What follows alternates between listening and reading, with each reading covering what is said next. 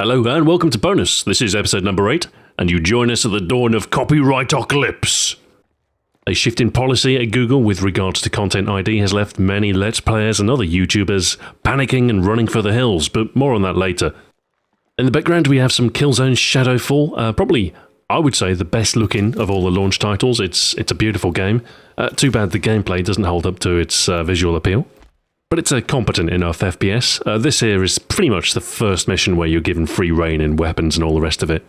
The usual by the numbers, go to this location, kill some dudes, plant some C4, complete the objectives. Anyway, as ever, the gameplay is not the important thing, it's your questions from last week. So let's go headlong into the hottest topic this week, or that is to say the content ID shift with YouTube, with the first question. Buttercup says, Ahoy Stu, there seems to be a lot of hubbub recently about YouTube cracking down on the monetization of video game related content. Many commentators have posted videos about content ID claims ramping up, and some are anticipating losing YouTube as their livelihood. Any thoughts or concerns? Well, if I wasn't concerned, I wouldn't be paying attention. I'm very aware of the copyright implications of using video game footage, and I suppose it's kind of been the sword of Damocles dangling above all of these big YouTubers' heads. The simple fact of the matter is, all of us YouTubers who post game content use copyrighted material in derivative works, and ultimately the publishers retain the right to that footage. Now, as far as using footage like this, there are some concessions. Fair use is often, that's a phrase that comes up. Now, fair use allows limited use of copyrighted footage for the purpose of commentary or review or stuff like that, and it's a means to protect against censorship of criticism. So copyright holders can't just pull down any sort of negative reviews of their work. So the question really boils down to, are people who play games and put them on YouTube protected by fair use? And now that's, I think, something which hasn't really been established in the courts. I think most at risk are the Let's Players, certainly if there's no commentary whatsoever, if it's just unedited gameplay, cutscenes and all, uploaded to YouTube, then yeah, okay, there is probably a bit of an issue with copyright on that front.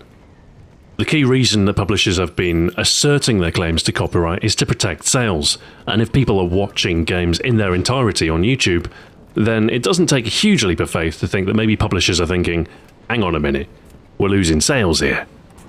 Now that may or may not be true. I mean, maybe some people buy a game after watching a complete Let's Play on YouTube, maybe.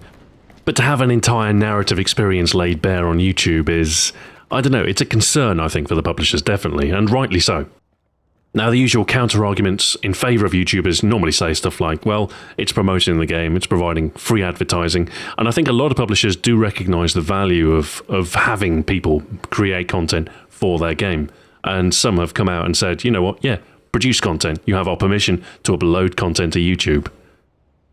Even Nintendo, at one point, who were basically in favour of blocking all Nintendo games on YouTube, have since rescinded that outlook and said, okay, fine, you can do it, but you can't monetize. And that's another point of contention. Because, make no mistake, there are some YouTubers that make a huge amount of money just by posting games. And that's, good for them.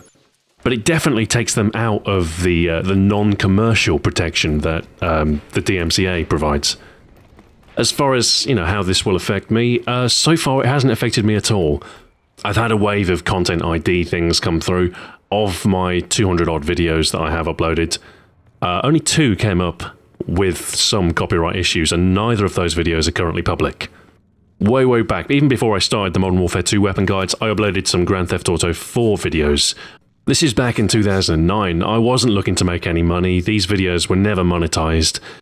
Really, the only thing I wanted to do was to test my capture setup and, to get the upload process and sort of work out a workflow for working with video game videos. And one of these videos that I uploaded way back when was some just unfiltered Grand Theft Auto 4 gameplay. And I left the radio on, which of course the radio plays music, and the music is generally copyrighted, and the content ID picked up on that. Even though the video isn't public, even though it's never been monetized, it was able to sift through the petabytes or exabytes or however many bytes YouTube has and find that one instance of copyrighted music. There was another video that I had flagged, again, back from 2009. It was a preview of the NXE Xbox dashboard. So I got into the beta and I showed off some of the new apps. And I played around with Last.fm for a second. And there's a few seconds of, I think it's Fatboy Slim, Praise You. just from the opening chords of the song, YouTube's able to pick it up and think, hang on a minute, that's copyrighted music. Alert, alert! Thankfully, my Weapon Guide series have thus far been unaffected. I mean, there's no gameplay wholesale there, really. It's all split up clips from multiplayer. There is one risk factor for me with those videos in that I use some of the soundtrack for the background music. Now, if the Call of Duty soundtrack ever did get flagged for content ID, if I couldn't use it, then what could I do? Well, the only logical answer is I'd use some other music. I'd either compose some myself and use that, or I could, probably license somebody else's music or find some copyright-free stuff. If Activision were foolish enough to pull a nuclear option and pull down all Call of Duty content, then, well, YouTube would probably lose about half of its videos. But in that case, I guess I would just produce content for those publishers that have explicitly allowed the creation of videos and well, the monetization of said videos. For me, the monetization is important.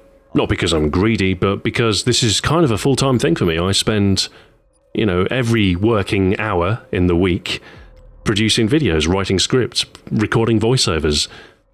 And yeah, I mean, I do produce videos that are derivative works, effectively. But I do like to think that the value in my videos is not just in the video game footage I use, that I do add substantial value through, the addition of my graphics, the voiceovers, and everything like that. It's not like I'm just uploading gameplay wholesale. It's not like I'm re-uploading trailers or anything like that. I think most will attest to the fact that there is value in my work, and, where there's value, there is someone who deserves to be paid. Now, the income I make from YouTube is modest. I'm not one of the biggest YouTubers. I can't just sneeze on camera and make $1,000.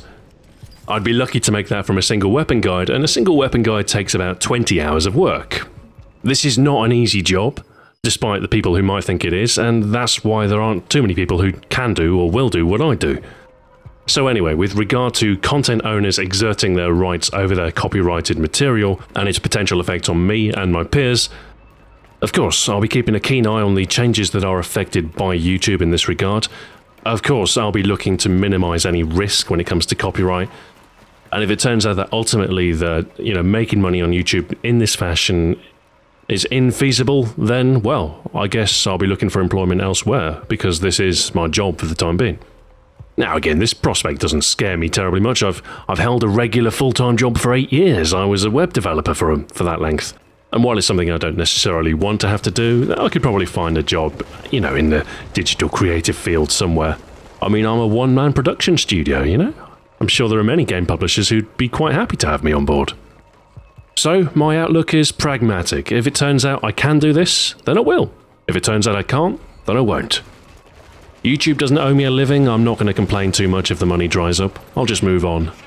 I do like producing video content though. It's challenging, it's fun, and it satisfies on all sorts of creative levels, and there's a bit of a thrill when a video does well and it gets loads of views and you gain loads of subscribers. It's a little bit like gambling, but, it's your livelihood on the line. And that's about all I have to say on Copyrightocalypse. Really not that bad. I think a lot of knee-jerk reactions going on. Rightly so, because, this is a job for a lot of people. And, I'm concerned as well. Ultimately, it's an intrinsic risk of making a living on the digital frontier. It's a nebulous area when it comes to copyright law. There's not a huge amount in the way of case law. So we are watching copyright law being forged as these events unfold. Exciting times. Wait, no. Terrifying times. Next question. Botwan16 says, hey there. You mentioned you have a Wii U. Are there any games you're excited to play on the system on the way, or that you haven't had a chance to yet? Well, I have an ambition to pick up Zombie U when it reaches a critical price point and I have the sufficient time to play it. I'd pay about 5 or 10 quid for it, and I'll probably pick it up at some point. Beyond that, I'd quite like to play Super Mario 3D World, seeing as it's reviewed really well.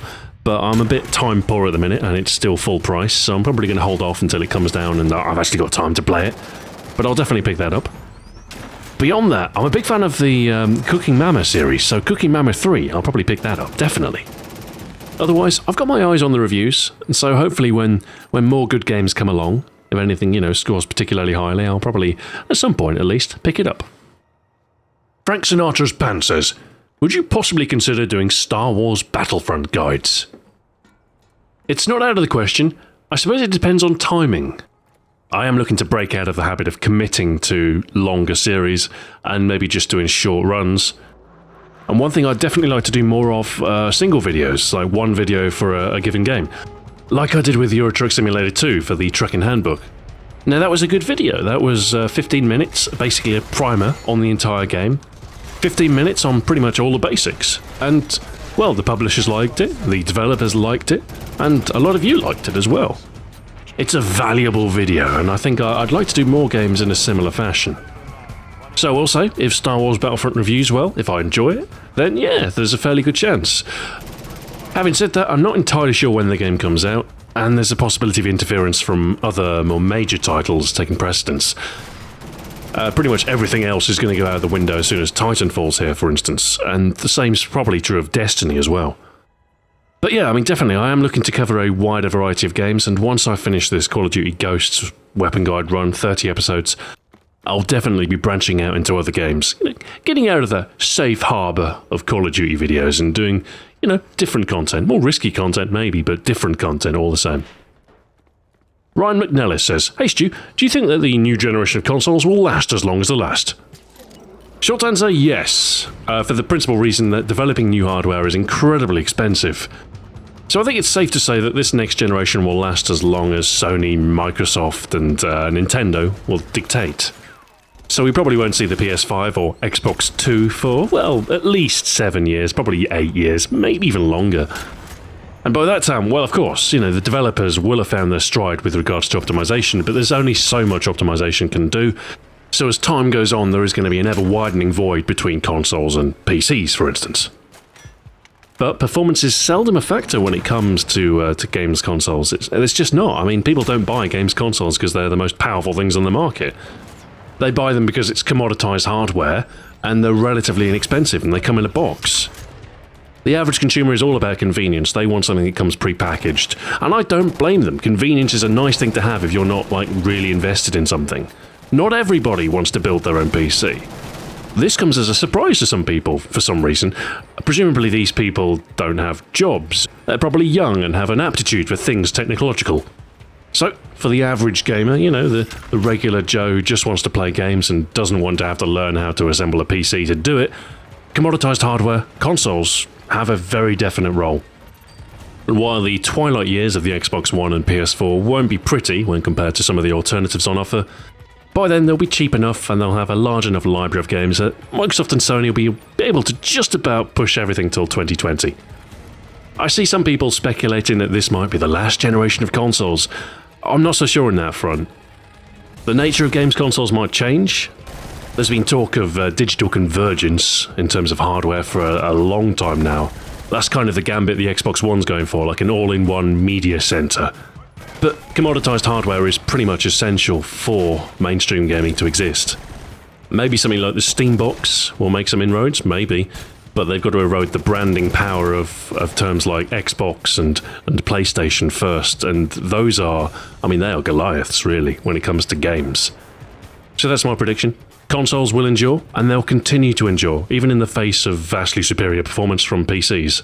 Why? Because they're the most accessible option and the most heavily marketed. Anyway, there's nothing wrong with the mainstream of gaming. The graphics aren't as good, but it's cheaper and it's more comfortable. I'm safe in the knowledge that my PS4 and my Xbox One are good until 2020. I've been on the bleeding edge. I know what it's like. I spent the majority of my first real paycheck on a 9800 XT. For a while, I had the best graphics card in the world, and it was glorious for about 9 months. Then a couple of years down the line, your card's performance is outmatched by the budget offering of the latest gen. Anyway, I've gone off on a bit of a tangent there, so I'll stop whilst I'm ahead. Galucia asks, when the full online feature for Euro Truck Simulator 2 is released, will you be playing it online? And if so, might I suggest a merger? That is one thing that game needs. Convoys. If there is ever online play in Euro Truck Sim 2 or one of its derivatives, then yeah, I probably will play it. And sure, yeah, if I can set up like a, well, I suppose it's kind of like a clan, isn't it, except a trucking company. If I can set up something like that, then yeah, why not? Let's all play Euro Truck Sim 2. Skywalker Revenge says, Stu, are you getting all the weapons gold like you did in BO2? If not, are you going to go back later for the camos? Short answer, no, not going to bother. The simple reason that I don't want to have to get lean kills. It's a stupid challenge and I don't want to do it. So I'm not going to do it. I don't mind getting kills. I don't even mind getting headshots. But if you're forcing me to play in an awful sort of campy way, in a way that's not going to get me any clips whatsoever, then I'm not going to do it. By all accounts, gold doesn't look that good anyway, and I have to say I'm a bit disappointed with all the camouflage options, with the exception of the Christmas one that just got released. That's alright. But a lot of them that you unlock, they're a bit drab, and I appreciate camouflage is supposed to be drab, but you know what I mean.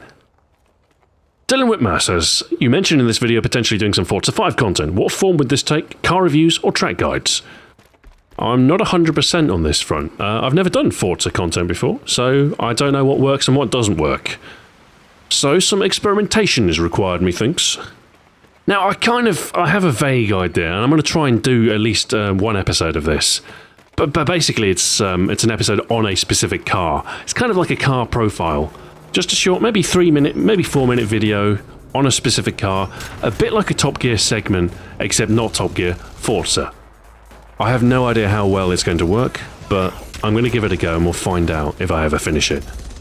If I'm happy with the result, I was thinking what I might do is I might produce 5 episodes and release them in a week, maybe Monday through Friday, and call it Forza 5 week or something. That'll be to see how well Forza content goes down with my audience, because of course my audience, my entire subscriber base, is all based around Call of Duty. So if I start uploading Forza stuff, that might throw a few people off. But you don't know until you try, and it's my channel, so, you know, I make the rules. So why not? Let's give it a go. What's the worst that could happen, you know, apart from a mass exodus of subscribers? Baggy Cheese says, here's one. Aside from gaming and editing, what's your favourite way to waste an afternoon? Well, the first thing that comes to mind is sleeping. I mean, I keep a fairly irregular sleep schedule, so there's a fairly good chance on any given afternoon I might be asleep. But I appreciate, sleeping's not really a hobby. You could call it a pastime, I suppose. So, aside from sleeping, if you gave me a free afternoon and I couldn't do any of my usual worky-related things or gaming, what would I be doing? Aside from the usual stuff, you know, like lounging around watching television, Netflix, which is a hobby, isn't it? Aside from that, I do quite enjoy cooking as well. Admittedly, a lot of my enjoyment comes from the eating of said food, but I do enjoy the technical side. It's always quite satisfying to actually produce something that's really, really tasty from basic ingredients. I've been on a bit of a garlic kick recently. I've been adding the fresh stuff, lots of it, to everything, because garlic for some reason just makes everything taste better. Beyond cooking, I'm also quite interested in photography, although admittedly I don't get out quite as often as I'd like with the camera, principally because, you know, I do videos. I used to do a bit of motorsport photography. I used to cover MotoGP, and I did a Formula 1 race as well once. That was challenging. Although, to be honest, most of the time these days, games, video making, that's about it. The Shockster says, do you drink coffee? If so, what kind of roast is your favourite? Now, I'm not really a big coffee nerd. I enjoy coffee, but I don't enjoy coffee enough to say I have a specific favourite roast.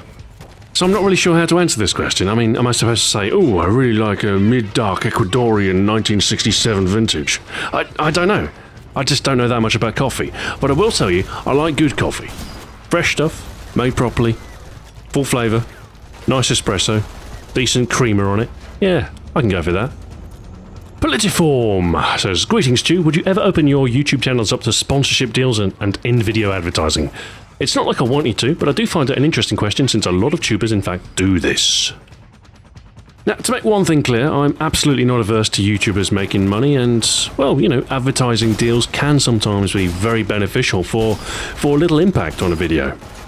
All of my income from YouTube is advertising derived, although in my case I've never taken any additional money for any sort of mentions of any other product or anything like that. It's all been just the standard default YouTube advertisements.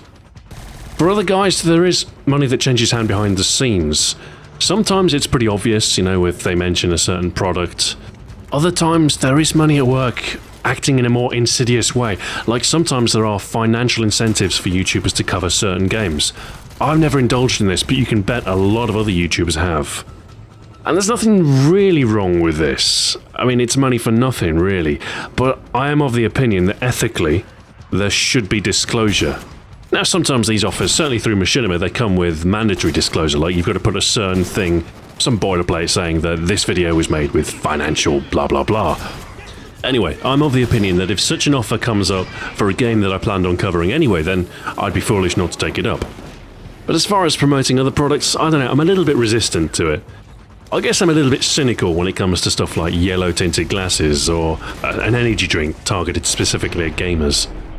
I think when it comes to paid promotions, I think they're okay, but you've got to have a base standard.